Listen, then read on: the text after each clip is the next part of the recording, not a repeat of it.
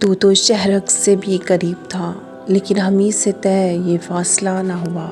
حضرت علی رضی اللہ تعالیٰ عنہ نے فرمایا، تقدیر سے لڑنا چھوڑ کر تقدیر بنانے والے سے دوستی کر لو، بنا مانگے ہی سب کچھ ملے گا۔ حضرت علی رضی اللہ تعالیٰ عنہ نے فرمایا، ذلت اٹھانے سے بہتر ہے کہ تم تکلیف اٹھاؤ۔ یاد رکھیں، وہ جو آپ کی خوشیوں کو برباد کرنے کی کوشش کرتے ہیں، حسد کی وجہ سے ایسا کرتے ہیں، وہ اپنی بدقسمت زندگیوں سے ناخوش ہیں۔ حضرت علی رضی اللہ تعالیٰ عنہ نے فرمایا، انسان ناراض ہو تو دوبارہ منہ تک نہیں لگاتا، اور وہ رب ناراض ہو تب بھی دن میں 5 بار اپنی طرف بلاتا ہے، یہ ہے سچی محبت۔ حضرت علی رضی اللہ تعالیٰ عنہ نے فرمایا، دھوکہ، فریب اور گناہ کی سزا اسی زمین پر بھگتنی ہوگی۔ یاد رکھنا، اللہ کچھ بھی نہیں بھولتا۔ حضرت علی رضی اللہ تعالیٰ عنہ نے فرمایا، اللہ اس زبان سے نکلی ہوئی کوئی بھی دعا رد نہیں کرتا جو اس کے محبوب صلی اللہ علیہ وآلہ وسلم پر درود شریف بھیجتی ہے۔ بہت سی غلطیاں ہوئی ہیں زندگی میں، لیکن جو غلطیاں لوگوں کو پہچاننے میں ہوئی ہیں، ان کا نقصان سب سے زیادہ ہوا ہے۔ ہر تباہی کے لیے کسی کی بد دعا ضروری نہیں ہوتی، کسی کا صبر بھی آپ کو تباہ و برباد کر سکتا ہے۔ حضرت علی رضی اللہ تعالیٰ عنہ نے فرمایا، جب کوئی امید نہ ہو تب زیادہ یقین سے مانگو، کیونکہ موت سے خدا کی شان ہے۔ جب معاملہ اللہ کے سپرد کر دیا کرو تو معاملے اور اللہ کے درمیان سے نکل جایا کرو۔ سانپ چاہے جتنا بھی خوبصورت ہو، اس سے دور رہنا ہی بہتر ہے۔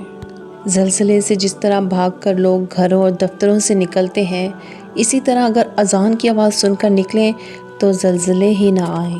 مجھے لوگوں کو پڑھنا نہیں آتا، لیکن ان پر اعتبار کر کے سبق ضرور مل جاتا ہے۔ احساس کبھی کہہ کر نہیں کروایا جا سکتا۔ کتاب سے سیکھیں تو نیند آتی ہے، زندگی سکھائے تو نیند اڑ جاتی ہے۔ دنیا نصیحتوں سے بھری ہے، مگر عمل سے خالی۔ حضرت علی رضی اللہ تعالیٰ عنہ نے فرمایا، تمہارا بدترین دوست وہ ہے جو تمہیں غلط بات پہ راضی کرے۔ حضرت علی رضی اللہ تعالیٰ عنہ نے فرمایا، تمہیں بہت سے لوگ بدنام کرنے کی کوشش کریں گے، مگر تم یاد رکھنا، عزت اور ذلت صرف اللہ کے ہاتھ میں ہے۔ دل صاف، نیت سچی اور بھروسہ اللہ پر ہو تو راستے خود بخود بنتے چلے جاتے ہیں۔ حضرت علی رضی اللہ تعالیٰ عنہ نے فرمایا، اگر کوئی رابطہ نہیں کرنا چاہتا اسے تنگ نہ کریں، پھر مانگی ہوئی توجہ عزت نفس کی توہین ہوتی ہے۔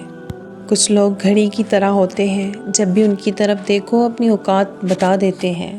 یہ مت کہو یہ نہیں ہو سکتا، بلکہ کہو، اے میرے رب میرے لیے آسانی فرما، کیونکہ قرآن پاک گواہ ہے، سمندر تھا جس نے ڈبویا نہیں، وہ آگ تھی جس نے جلایا نہیں، وہ مچھلی تھی جو ہضم نہ کر سکی، وہ بچہ تھا جو بول پڑا۔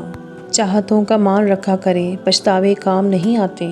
تعلق ختم ہونے کے بعد اگر راز محفوظ رہے تو سمجھ جانا کسی نسلی انسان سے واسطہ پڑا تھا۔ حضرت علی رضی اللہ تعالیٰ عنہ نے فرمایا ہے، جو تم سے بے رخی اختیار کر لے تو اس کی طرف مائل ہونا ذلت نفس کی توہین ہے۔ یاد رکھو، جب تک اپنی نجات کا یقین نہ ہو، کسی گناہ گار کا مذاق نہ اڑاؤ۔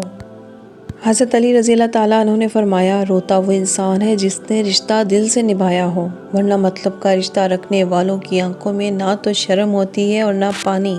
ٹوٹے دلوں کے لیے وہ کہتا ہے، فَإِنِّي قَرِيبٌ، میں تو تمہارے پاس ہی ہوں۔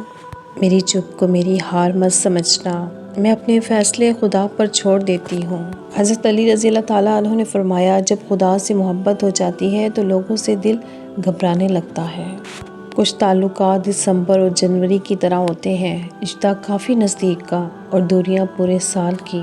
حضرت علی رضی اللہ تعالیٰ عنہ نے فرمایا، لوگوں کو اسی طرح معاف کرو جیسے تم خدا سے امید رکھتے ہو کہ وہ تمہیں معاف کرے گا۔ سنو، جب دنیا والے تمہارا دل دکھائیں تو یہ بولو، وَأُفَوِّضُ أَمْرِي إِلَى اللَّهِ، میں اپنا معاملہ اللہ کے سپرد کرتا ہوں۔